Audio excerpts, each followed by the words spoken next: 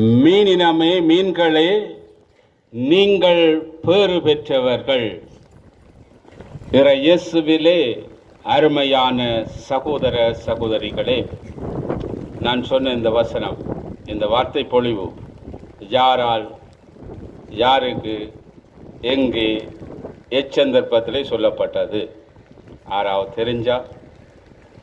யாரால், யாருக்கு, அல்லது யாரால், என்னத்துக்கு, எந்த இடத்துல, எச்சந்தர்ப்பத்தில் சொல்லப்பட்டது? யாராவது தெரிஞ்சா சொல்லலாம். ஓகே. புனித அந்தோணியாரால் ரெமினி என்கின்ற இடத்துல, இப்படி ஒரு அழகான கடற்கரையில் நீங்கள் ஏராளமாக வந்திருக்குறீங்க, நூற்றுக்கணக்காக இந்த திருப்பலிக்கு திருவிழாவுக்கு வந்திருக்குங்க. அவர் நற்செய்தியை, இறைவார்த்தையை அறிவிக்க சென்ற பொழுது ஒருவரும் வரையில. அப்பொழுது அந்தோணியார் சோர்வடையவில்லை. கடற்கரையிலே சென்று மீனினங்களுக்கு சொன்ன வார்த்தை, நீங்கள் பேறு பெற்றவர்கள், ஏனென்றால் நீங்கள் பல நல்ல காரியங்களை செய்திருக்கிறீர்கள். நீங்கள் தொபியாசுக்கு உதவி செய்தீர்கள். உங்களுடன் இருக்கின்றவற்றை கொண்டு அவருடைய தந்தையினுடைய கண் பார்வையை கிடைக்க செய்தீர்கள். நீங்கள் 3 நாட்கள் யோனாவை உங்களுடைய வயிற்றுக்குள்ளே வைத்து காத்தீர்கள். நீங்கள் ஜேசு 5 அப்பங்களையும் 2 மீன்களையும் 5000ற்கு மேற்பட்டவர்களுக்கு புதுமையாக பகிர்ந்த பொழுது உங்களில் 2 தியாகம் செய்தீர்கள்.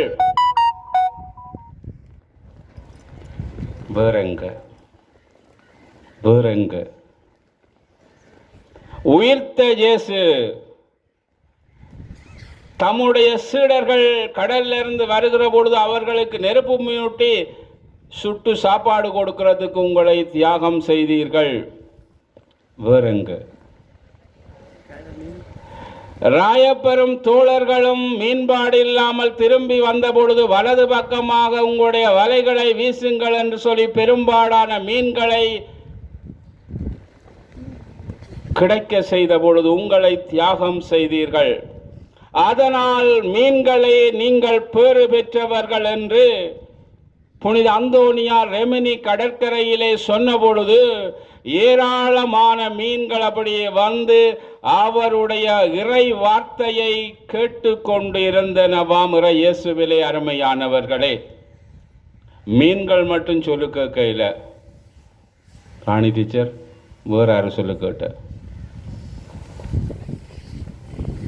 விலங்கு கழுதை கூட அவருடைய சொல்லை கேட்டு நற்கருணைக்கு முன் அது முழந்தாளிட்ட முட்டி போட்டது என்று சொல்லப்படுகிறது. நல்ல பசியாக இருந்த ஒரு கழுதையே, அங்கே இருந்த ஒரு கடவுள் நம்பிக்கை, நற்கருணையிலே நம்பிக்கையற்ற ஒரு மனிதனுக்கு நம்பிக்கை பிறப்பிப்பதற்காக நற்கருணையிலே ஆண்டவர் இயேசு உண்மையாக இருக்கின்றார் என்பதை கழுதை முட்டியிட்டு எண்பித்து காட்டியது. மீன்கள் மட்டுமல்ல, விலங்குகளும் கூட அந்தோணியாரோடு தொடர்புடையவையாக இருந்தன. இயேசுவிலே அருமையான சகோதர சகோதரிகளே, கோடி அற்புதங்களுக்கு சொந்தக்காரன் என்று வர்ணிக்கப்படுகின்ற புனித அந்தோணியார் திருவிழா கோலாகலமாக உலகின் எல்லா இடங்களிலும் கொண்டாடப்படுகின்றது. இந்த காலத்திலெல்லாம் இந்த ஃபோன் எடுத்து பார்த்தா எல்லா இடம், அந்த இடத்து இந்த இடத்து அந்தோணியார் திருவிழாண்டு தாராளமாக வரும்.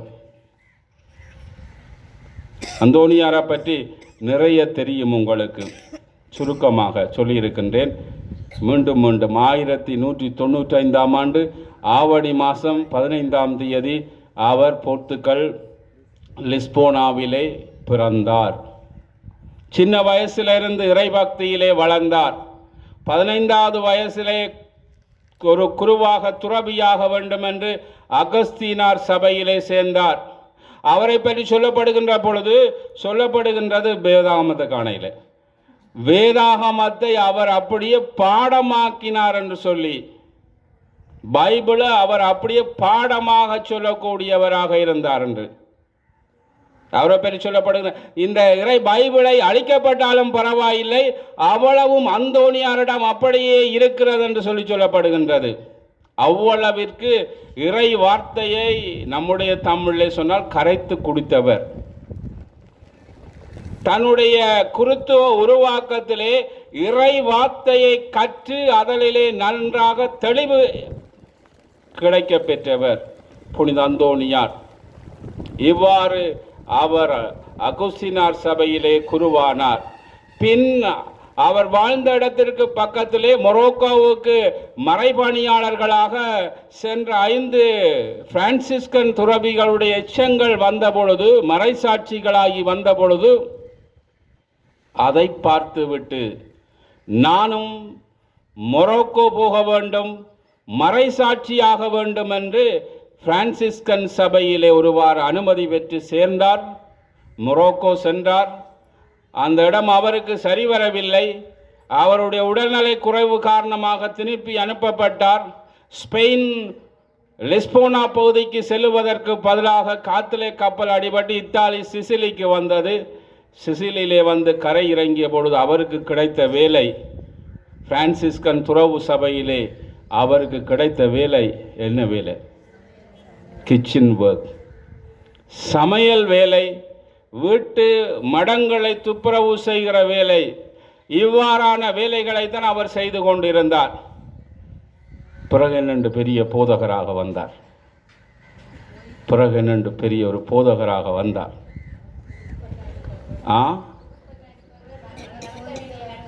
விலங்கையில்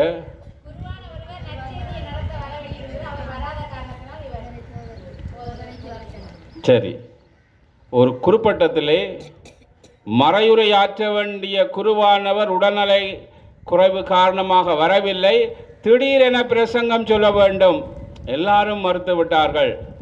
அந்தோணியார் தான் ஏற்றுக்கொண்டு தன்னுடைய தலைவரின் வேண்டுகோளை ஏற்றுக்கொண்டு அவர் ஆற்றிய அந்த மறையுரையை கண்டு, விவிலியத்தை அவர் கையாண்ட விதத்தை கண்டு, விவிலியத்தை அவர் மேற்கோள் காட்டி அந்த குறுப்பட்டத்திலே ஆற்றிய அந்த மறையுரையை கண்டு அவரை குரு மாணவர்களுக்கு கற்பிக்கும் பணிக்கும் நற்செய்தியை அறிவிக்கும் பணிக்கும் அனுமதித்தார்கள். அவ்வாறுதான் அவருடைய இறைவாக்கு பணி, போதனை பணி தொடங்கியதென்று சொல்லப்படுகின்றது. இவ்வாறு வெறும் 36 வயசு மட்டும்தான் வாழ்ந்தார். கிட்டத்தட்ட 9-10 வருஷம்தான் அவர் பணி செய்தார். 1231ஆம் ஆண்டு அவர் இறைவனடி சென்றார். கிட்டத்தட்ட 1 வருஷம் இல்லை 11 மாசத்திலே அவர் புனிதராக உயர்த்தப்பட்டார். 32 வருஷங்களுக்கு பிறகு அவருடைய கல்லறையை திறந்து பார்த்த பொழுது அவருடைய உடல் உறுப்புகள் எல்லாம் அழிக்கப்பட்டிருந்த, ஆனால் கடவுளுடைய வார்த்தையை வலிமையாக வல்லமையாக சக்தியோடு எடுத்துரைத்த அவருடைய மட்டும் அழியாமல் இருந்தது. அது இன்று மட்டும் வட இத்தாலியினுடைய பதுவா என்கின்ற இடத்திலே வைக்கப்பட்டிருக்கின்றது. இயேசுவிலே அருமையான சகோதர சகோதரிகளே, இந்த புனிதர், இந்த கோடி அற்புதர், அவர் புனிதராக பிறக்கவில்லை, மனுஷராக பிறந்தார், மனுஷராக வாழ்ந்தார். மனுஷராக வாழ்ந்து கடவுளுக்கு ஏற்ற வழியிலே சென்றதனால் கடவுள் அவரை மகிமைப்படுத்தினார், புனிதராக மாற்றினார், புனிதர் நிலைக்கு உயர்த்தினார். அவர் மூலமாக பல அற்புதங்கள், கோடி அற்புதங்களை செய்தார். அவர் காணாமல் போன பொருட்களை கண்டுபிடித்து கொடுத்தார். அவருடைய வாழ்வு முழுக்க முழுக்க தாழ்ச்சியின் உறைவிடமாக இருந்தது. தன்னை பெருமையாக அவர் பேசவில்லை. மிக்க தாழ்ச்சியோடு அவர் எல்லா இடங்களிலும் பணி செய்தார். இயேசுவிலே அருமையானவர்களே, புனித அந்தோணியார் காணாமல் போன பொருள்களை கண்டுபிடித்து கொடுக்கிறவர் என்று நமக்கு தெரியும். நாம் அந்தோணியாற்ற ஓடி வாரது, நேர்த்தி கட்டுறது தெரியும். ஒரு சம்பவம், ஒரு அந்தோனியாருடைய திருத்தலத்திற்கு ஒரு குடும்பம் செல்லுகின்றது, காரில் செல்லுகின்றது.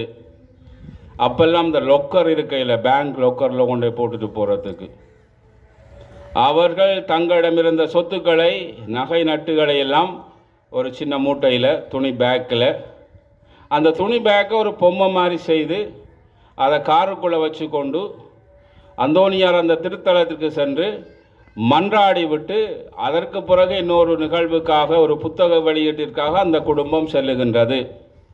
புத்தக வெளியீட்டுக்கு சென்று அந்த காரை நிறுத்திவிட்டு அவர்கள் சென்ற பொழுது ஏதோ ஒரு வழியால் அது அந்த பேக் தவறி கீழே விழுது. அவர்களுக்கு தெரியாது. புத்தக வெளியீடு முடிஞ்சது. அவர்கள் எத்தனையோ மைலுக்கு அங்கால இருக்க தங்களுடைய வீட்டிற்கும் சென்று விட்டார்கள். வீட்டுக்கு சென்று வீட்டுக்குள்ளே போகிற பொழுதுதான் இந்த பேக்கையும் எடுத்துக்கொண்டு போக வேண்டும் என்று அதை தேடி பார்த்தால் காணவில்லை. பெரிய கவலை, பெரிய சொத்து, எத்தனையோ ஆண்டுகளாக சேர்த்த சொத்துக்கள் அப்புறம் கிடைச்சுதா கிடைக்கலையா? எங்கே கிடைச்சது? ரோட்டில் கிடைச்சதா? கோயிலில் இருந்தா? அந்தோனியா மூலம் கிடைச்சது என்று அவர் சொல்கிறார். அவர்கள் அந்த இரவு தேடி செல்லவில்லை, இரவிரவாக மன்றாடினார்கள். அந்தோனியாரை உம்மைத்தானே தேடி வந்தோம், காணாமல் போன பொருட்களை நீர்தானே கண்டுபிடித்து தருகிறவர், எங்களுடைய இந்த பொருட்களை எங்களுக்கு கண்டுபிடித்து தாரும் என்று சொல்லி அடுத்த நாள் திரும்பி சென்ற பொழுது எந்த இடத்துல அவர்கள் கார் பார்க் பண்ணி அந்த புத்தக வெளியீட்டுக்கு சென்று வந்தார்களோ அந்த இடத்துல ஒரு ஓரமாக அந்த நகைப்பு, அந்த பெட்டி, அந்த நகை பேக் அப்படியே கிடந்ததாம். இயேசுவிலே அருமையானவர்களே, காணாமல் போன பொருட்களை கண்டுபிடித்து தருகின்றவர் புனித அந்தோனியார். நாம் எல்லாம் அதனால் அவரை அடிக்கடி தேடி செல்லுவது உண்டு. அதனால்தான் அந்தோனியார் ஆலயங்கள் என்றால் செவ்வாய்க்கிழமைகளிலே நிரம்பி வழியும். அதனால்தான் அந்தோனியார் ஆலயம் என்றால் செவ்வாய்க்கிழமைகளில் நிரம்பி வழியும். இவ்வாறு காணாமல் போன பொருட்களை கண்டுபிடித்து கொடுக்கிறதற்கு அவர் சிறப்பானவராக இருக்கின்றார். புதுமைகளுடைய வள்ளல் என்று சொல்லப்படுகின்றது. கோடி புதுமைகள் செய்கின்றவர். நிறைய நிறைய நிறைய புதுமைகள். யாருக்கு தெரியும் அந்தோனியார் புதுமைகள்? நான் சொல்லாத புதுமைகள், நான் சொல்லாத புதுமைகள், அல்லாடிய சம்பவங்கள். என்னொரு சின்ன சம்பவம். அந்தோனியார் துறவு மடத்தில் இருக்கின்றார். அந்தோனியார் அதிக நேரம் செபத்தில் ஈடுபடுவது உண்டு. ஒரு நாள் கொஞ்ச நேரம் செபத்தில் இருந்துட்டார். கால உணவு. சக துறவிகள் வந்து பார்த்தார்கள். இவருக்கு ஒரு பாடம் படிப்பிக்கத்தான் வேணும்.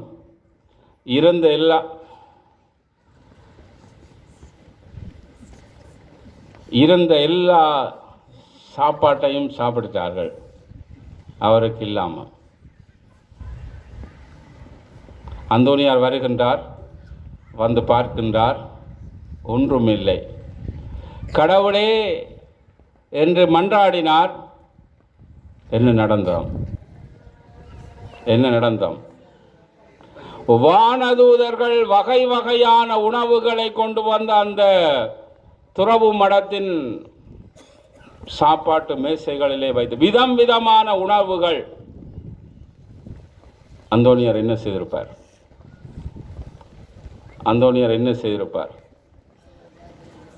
நல்லா சாப்பிட்டார். இல்லை, அவர் உடனடியாக செய்தது சென்று தன்னுடைய சக துறவிகளை அழைத்து வந்தார். வாருங்கள் வாருங்கள், கடவுள் தம் தூதரை அனுப்பி நமக்கு பல்வகையான உணவுகளை தந்திருக்கின்றார், உண்போம் வாருங்கள் என்று அவர்களை கூட்டி வந்து அவரோடு சேர்ந்து உண்டாராம். இதை கண்ட துறவிகள் வியந்து போனார்களாம். நாம் இவருக்கு இன்று உணவில்லாமல் ஒரு பாடம் படிப்பிக்க வேண்டும் என்று நினைத்தோம். ஆனால் அந்தோனியார் இவ்வளவு வகை வகையான உணவை இந்த மேசைகளிலே வைத்து நம்மை அழைத்து உண்ண சொல்லுகிறாரே என்று வியந்தார்கள், ஆச்சரியப்பட்டார்கள், சொறி கேட்டார்களாம். இப்படி நிறைய நிறைய புதுமைகள். அந்தோனியார் செத்து எத்தனை மணித்தியாலத்தால முதல் புதுமை செய்தாராம்? அந்தோனியார் இறந்து எத்தனை மணித்தியாலத்தில் அல்லாடி இறந்து அடக்கம் செய்யப்பட்டு எத்தனை மணித்தியாலத்தில் முதல் புதுமை செய்தார்? வரலாறு சொல்லுகின்றது ஒரு மணித்தியாலத்தில் இறந்து அடக்கம் செய்யப்பட்டு ஒரு மணித்தியாலத்தில் முதுகில் ஒரு பெரிய கட்டியால் நடக்க முடியாத ஒரு அம்மா தாண்டி தாண்டி பொல்லு பிடிச்சி போய் அந்தோனியாரை அடக்கம் செய்த அந்த இடத்த ஒரு மணித்தியாலத்திற்குள்ள அவர் மண்டியிட்டு வணங்கி அதுலேருந்து எழும்புற நேரமே அவருக்கு தெரிஞ்சாம் அந்த இதில் இருந்து எல்லாம் காணாமல் போகிறது. அவர் எழுந்த பொழுது தான் நற்சுகமாக இருப்பதை கண்டதாக அவர் தன்னுடைய அனுபவத்தை சொல்லி இருக்கின்றார். இவ்வாறு கோடி அற்புதங்களுக்கும் வல்ல செயல்களுக்கும் புதுமைகளுக்கும் சொந்தக்காரனான புனித அந்தோனியாரைத்தான் இந்த லூர்து பாடுபதியிலே நாங்களும் வைத்து ஒவ்வொரு செவ்வாய்க்கிழமையும் இங்கே வந்து அவருடைய பரிந்துரையை கேட்டு மன்றாடி கொண்டிருக்கிறோம். கண்களை மூடிக்கொள்வோம்.